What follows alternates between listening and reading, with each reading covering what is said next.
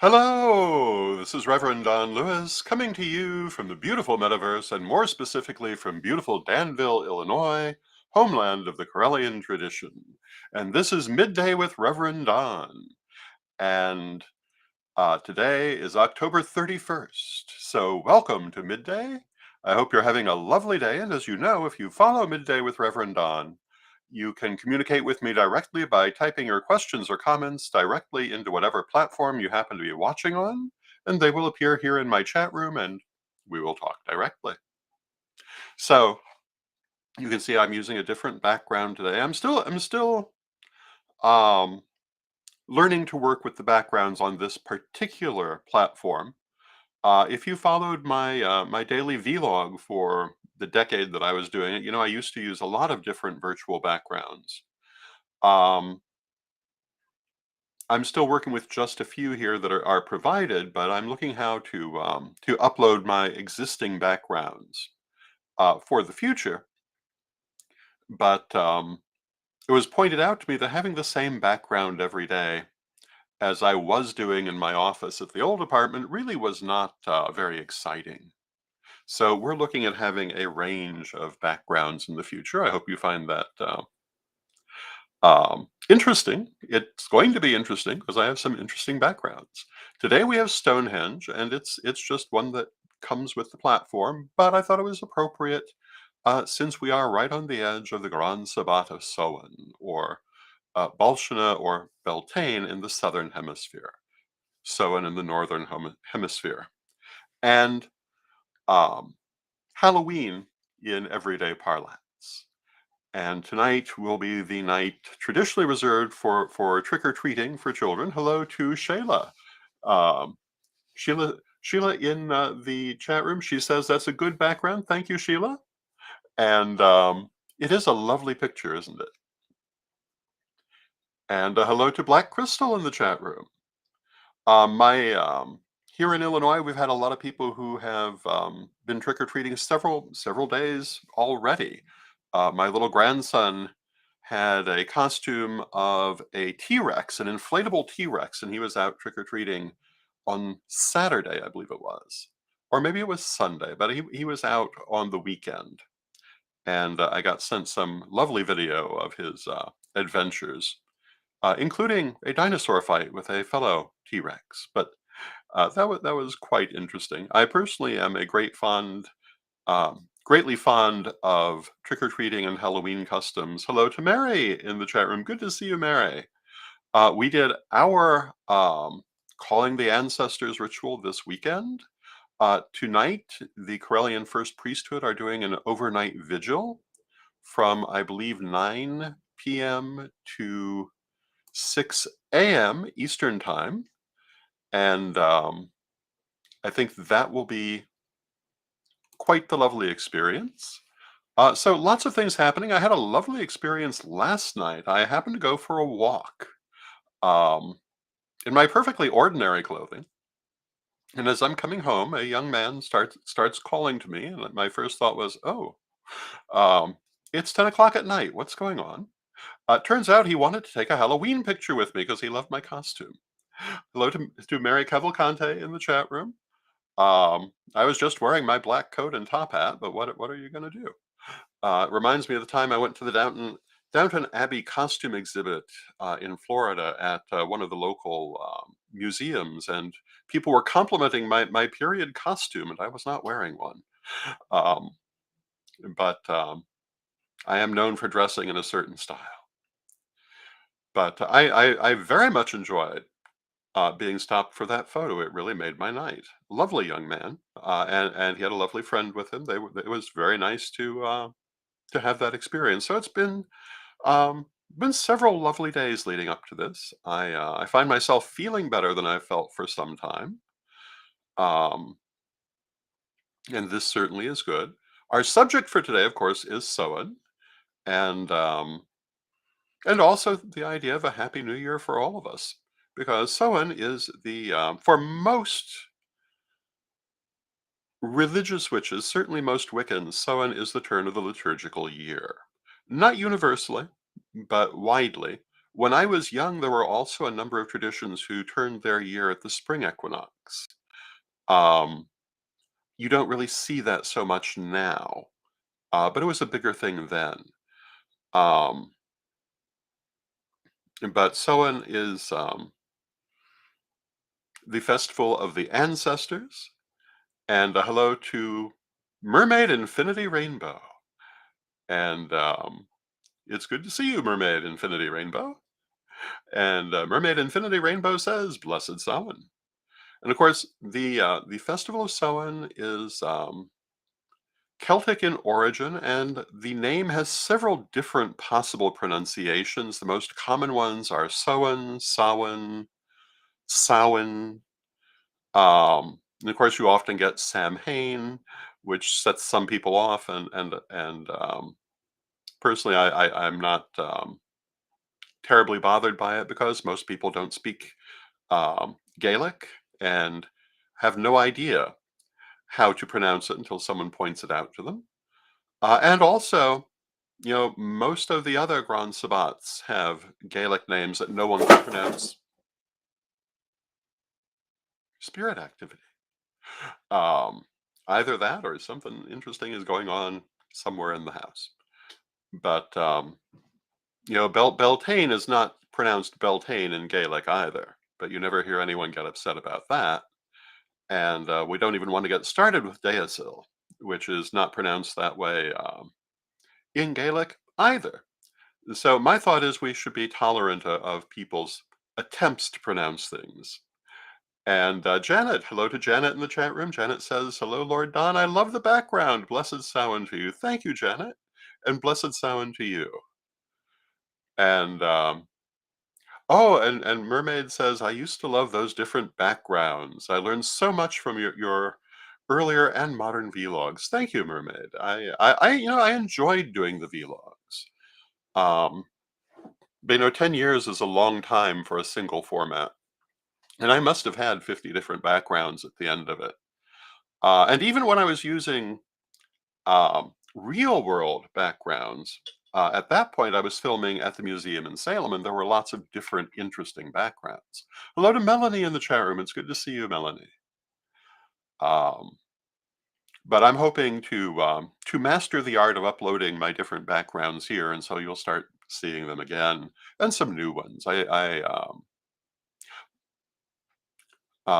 Last night in my chat room, I had the Green Man tapestry that I used to use all the time. I've been using my wooden paneling background also. Hello to Elisa in the chat room, and it's good to see you, and blessed Samhain to you. Um, it's also worth mentioning that in addition to the Gaelic name of this holiday, there are many others. Some of them Celtic, some of them not, because this holiday got spread throughout Europe and um, most of the rest of the world through a variety of functions. So you will find, particularly because it got integrated into the Roman Catholic calendar as All Saints' Day, that the idea of celebrating your ancestors on this day has spread throughout what was once the Roman Catholic world. And is widely tied to earlier pagan holidays in different parts of that world. For example, in the Hispanic world, you'll find the Dia de los Muertos, which is full of pre-Columbian significance, um, but also is tied to that date because of the Catholic Church and its connections to the earlier Celtic Church. Most people don't remember that the role of the Celtic Church in what we would call the late Dark Ages, when it became for a time the leading branch of Christianity and very, very different from where it would later go. And that's how the Grand Sabbats that we acknowledge in religious witchcraft came to be part of the Christian calendar, where for many centuries they also were. Um,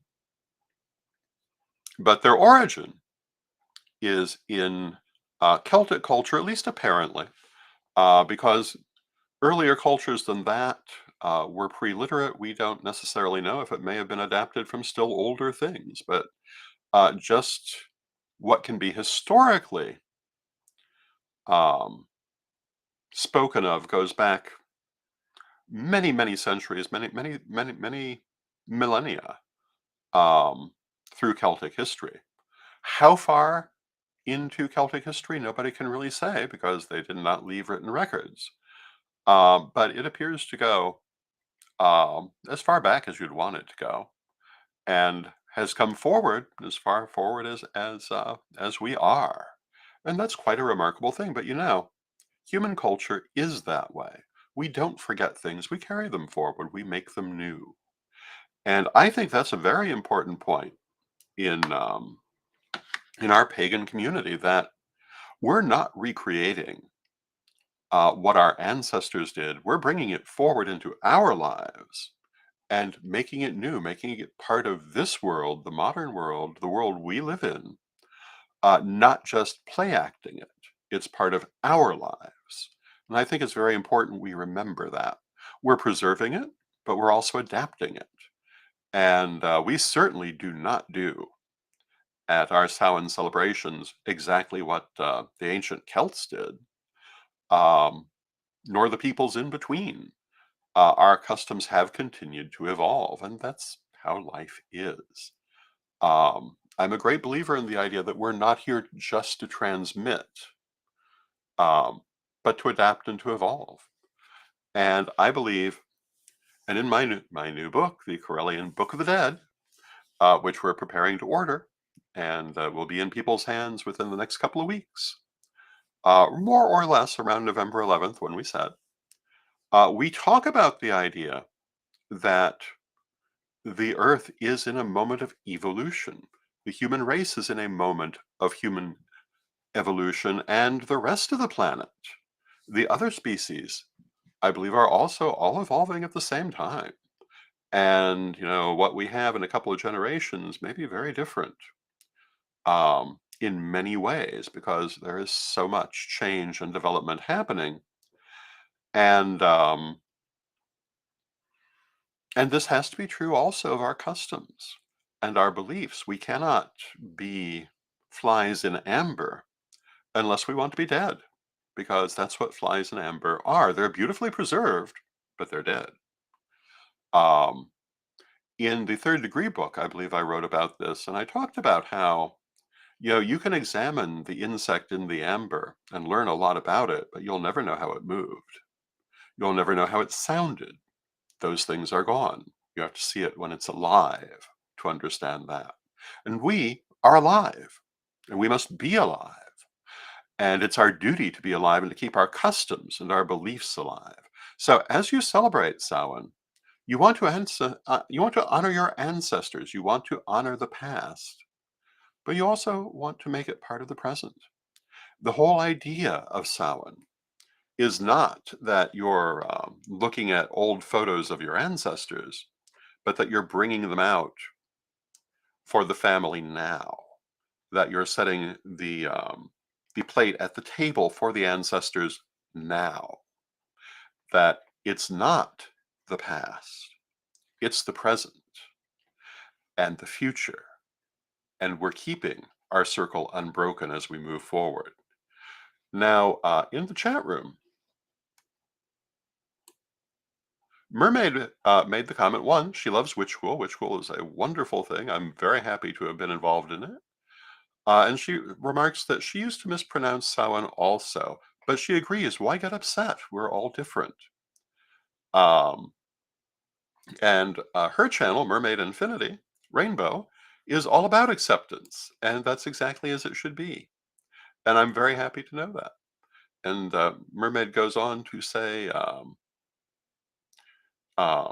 some very nice things about the work that we have done. And after all, we're all one. And we really are. And we forget. We need to remember we really are one. That's one of the central teachings of most metaphysics. That whole as above, so below thing. That's what that means. It's not all that it means. It has many different levels, but part of it is that As above, so below, as the creative force of the universe, so everything in it. It is all unified at a certain level and separate at another. And we are here to experience the separation and through it achieve greater understanding of the unity. And it sure does seem some days like we spend more time examining that separation, but that's where we are right now. And but we still must remember that there's also a unity in life. And if no other unity should appeal to everyone, the fact that we're all on one planet is something we should all be aware of. That what happens to that planet, what happens to the resources of that planet, what happens to the pollution of that planet, etc., it affects all of us. We're all one in that. Whether you believe that we're all ultimately one spirit through many phases, um, we all cannot escape the fact that we're all living in the same place. And the better care we take of that place, the better we're all going to be for it. But coming back to Samhain, Samhain is the liturgical New Year. And it is a time, like all New Year holidays, to let go of the old and embrace the new. And it's a time of change and transformation. One of the things you'll notice in all New Year holidays, that I'm familiar with at least, is that they focus on the first part being letting go of the old, often the overturning of the natural order of the universe. You see this in Saturnalia, which was once a New Year holiday. You see it in April Fool's Day, which was once a New Year holiday. And then with the coming of the new day, the return of order and a new beginning to the world. You see that very strongly at Samhain when um, during the Ikahona, the um, the night of Samhain, people wear all these costumes to show that we are in that chaos moment. We're in that moment when the old patterns break along with the old year, and the new patterns can be set with the coming of the sun. So, as you celebrate tonight, while you honor your past, while you honor your ancestors, while you perhaps go trick or treating or go to a party or watch some spooky film, think about those things that you want to leave in the old liturgical year and the things you want to develop in the new one. Um, it's a time of transformation, so use that time, and it is a time to honor the past tonight and move forward tomorrow. And I think sometimes we forget that this holiday has both those aspects to it. And, arguably every day you're alive has both those aspects. But at this time, we really focus on it. So, for me, I want to wish everyone a happy liturgical New Year. And I want to wish you the transformations that you want. I want to wish you the good things, the new things that you wish to embrace, and success in letting go of the old things you wish to release. And I figure before the end of our hour, maybe we'll take just a moment to focus on that. I mean, the end of our half hour, we will take a moment to focus on that. It is, it's been a very interesting year all the way around. It's been a year of breaking down old systems more obviously than some, but this whole last decade has involved the breaking down of systems that once seemed indestructible. Things we never thought we'd see, we've seen. And I'm sure there's more coming. Byron Ballard calls this tower time. And if you're familiar with the tarot, the tower is the destruction of the old and the coming of the new. And I think we are very much in that time. In our Calling the Ancestors ceremony, which we did over the weekend, The primary act was bringing forth messages from the ancestors, messages from the Corellian ancestors, messages from everyone's ancestors. But the Corellian ancestors were actually in the recording, and they basically gave that message that the world as we knew it is exploding and new birth is happening, and it's our duty to help to shape that new birth into what we want to see, into the better world we want to have, or others will shape it in other ways. And I think that this is very much exactly where we stand. So as you look at the background behind me, I've chosen it for a reason. Beyond the fact that it's Stonehenge, but you also will see that it's either sunrise or sunset. And you could judge either way. And as far as this holiday goes, it's both. Um, and we want to focus on the sunset of the old and the sunrise of the new. And I'm going to ask you to take a moment and find a nice, comfortable position and just let any excess energy run out of you like water running down through your arms and your legs and out through your hands and your feet. And take a moment to become aware of your heart and to focus on your heart, on your center, and to feel your heart. And in your heart, feel the light and the love of spirit because it's always there. And take a moment to think of the things that burden you in your life, the things you don't want to carry forward. Think of them now and place them strongly in your mind's eye.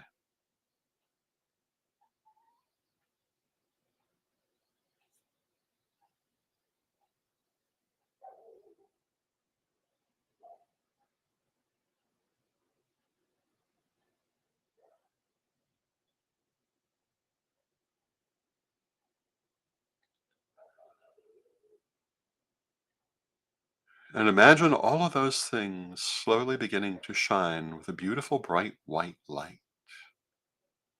And let that light shine out from them until it becomes a ball of white light around them. And take a moment to flush that ball of white light with purple light and see it glow a beautiful bright purple. And as it does so, see all of those burdens disappear. See them dissipate into thousands of tiny particles and then nothing at all. The energy dissipating to be recycled and used in other ways. And see that ball of purple light turn back to a ball of white light and grow smaller and smaller and smaller and send it away.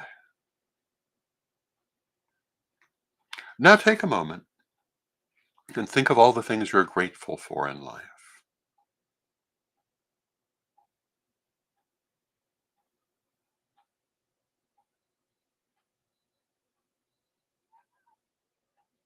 Think of these things and again see them strongly in your mind's eye.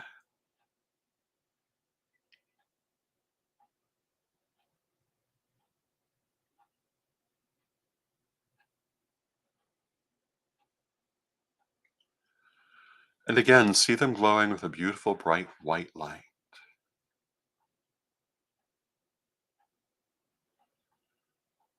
And into this bright white light,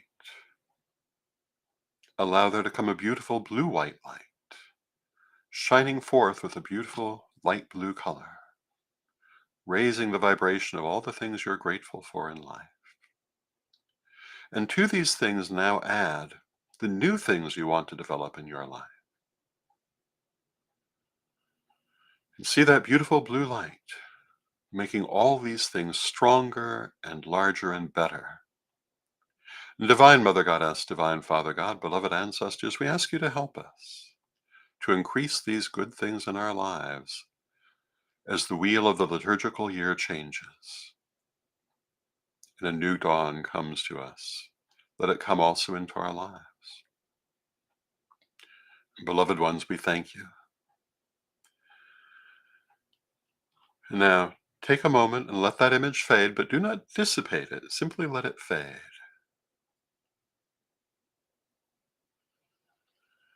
And return to where you are, and once again release any excess energy. Let it flow through you like water running down through your arms and your legs, and returning to the universe to be used in other ways. And Mermaid in the chat room has a question. And her question is, are we our ancestors through our DNA and reincarnation? And my answer is, well, yes. We know that the past is in the DNA. We have learned that. But I'm also a great believer in reincarnation. But as you know, if you've studied my work, I'm also a believer in serial reincarnation, in simultaneous reincarnation, or um, probable reincarnation, if you would, in parallel reincarnation. I believe reincarnation is far more complex than how we've often looked at it. We talk about that in considerable detail in the Book of the Dead, if you'd like more information, and also we've talked about it on this program on other occasions and on my vlog in many places. And maybe we'll do another show dealing with just the concept of reincarnation. But yes, I do think it's in the DNA of all the world as we know it and the universe as well. I see no reason it wouldn't be everywhere. Because one of the things I think we've made a mistake in, and it's a natural mistake because our focus always is ourselves, because that's where our consciousness is at this moment. But the reality is, everything is here. And so we often think of ourselves as humans as being somehow different from nature. Sometimes we think of the earth as being different from the universe. Um, I'll tell you, they're all the same organism. If one is evolving, they're all evolving. If one is learning, they're all learning. If one is alive, they're all alive.